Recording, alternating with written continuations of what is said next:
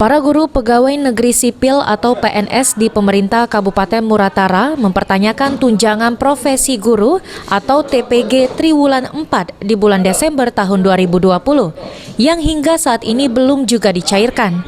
Lambatnya pembayaran TPG di tahun 2020 dikarenakan adanya keterbatasan waktu dan permasalahan arus kas di tahun 2020 yang belum tercukupi untuk membayar TPG sebanyak 4 miliar rupiah.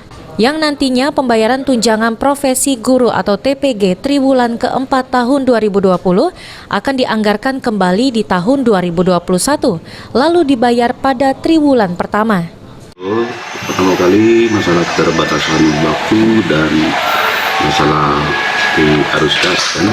Kemudian kita sudah akan menganggarkan kembali untuk yang kurang salur TPG itu di tahun 2021 ini, dan kita akan salurkan yang kurang salur tersebut.